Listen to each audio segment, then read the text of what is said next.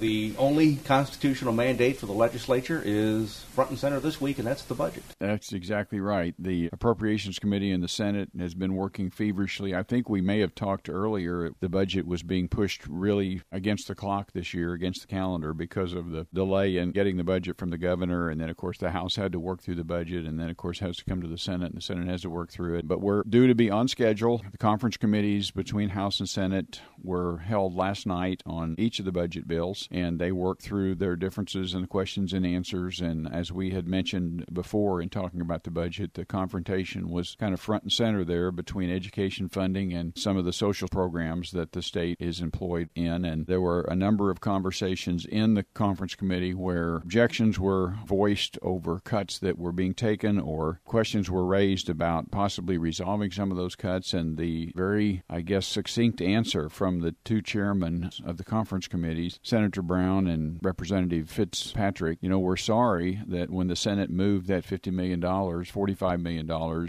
into the foundation formula, that pretty well set in place all the other changes and cuts that would have to be made, because it locked out any negotiation on that funding. And so they just had to kind of bite the bullet and take those cuts. And I know there are going to be some folks that are going to be disappointed across the state, but the budget has to be balanced. It's a mandate. Conference committee reports were written and signed last night. They'll be going first to the House of Representatives this morning, and they'll begin to debate those bills. And once they have voted on and passed a conference committee report, then it will come to the Senate, and we'll have the opportunity to have that same debate here. And hopefully we'll be able to finish the budget today and easily have it on the governor's desk by the end of the day Friday, which is the constitutional deadline. Switching gears, is no secret to anyone. There's been a great deal of rain, great deal of flooding, especially in the more rural parts of Missouri, which includes your district. Yes, we've had some flooding down there. It hasn't been near as serious in my district as it was in the district just south of me. We did have some communities that were affected and some homeowners, and we actually opened a couple of potential relief shelters. I don't know how much they were employed. I talked to Barton County yesterday and was told all the roads are open in Barton County, which was the county that seemed to be having the worst effects. I know Senator Richards' district was hit pretty hard. Neosho and Seneca and some of those areas had suffered pretty dramatically, but probably the greatest damage has been in southeast Missouri. Senator Lively's district has just been devastated. A lot of folks out of their homes, a lot of homes literally washed away and crashed into bridges. Some bridges damaged. We've had interstates. I-44 has had major damage. Large sections of the roadway, just the surface moved off of the roadway. It'll be months in terms of recovery. There have been bridges that'll have to be inspected because of either water or debris that have hit them. Hopefully the rain is over for a day or two at least, and maybe some of the water can begin to move off and people can start getting back and seeing how much damage has been in their homes. I understood from Senator Lively that in their area, which is down in southeast Missouri, he's the senator from Butler County, the river was 10 or 11 feet higher than they'd ever seen it before in history. So it was lots and lots of water, people sitting on the curbs literally with nowhere to go, temperature in the low 40s, water in their homes. It's a pretty sad situation. I would appeal to be in prayer for the folks that have been affected, be in prayer for the public servants who are out there in boats and have been fighting wind and cold and darkness to try to get people out of their homes. I know there were at least 2 deaths this week due to the flooding in southeast Missouri. A car was washed off the road and both occupants perished. So this has not been without loss of life, and it's been major property damage. And so there's going to be a long recovery for Missouri. Missourians are resilient. We'll help each other, and neighbors will become neighbors. I know of one senator who was stranded, along with several other folks that were in that same area that literally could not get out other than if some helicopter had come and lifted them. There was no way to even transport across the water because the moving water was so dangerous. At least one neighbor there that had to have daily care, and so the neighbors just kind of had to get together and take care of that elderly gentleman. Shared food with each other. They did the things that neighbors do. So this is a good time for us to reignite our neighbor skills and help each other and work through this tragedy. And hopefully that God will give us some days without rain now and we can recover.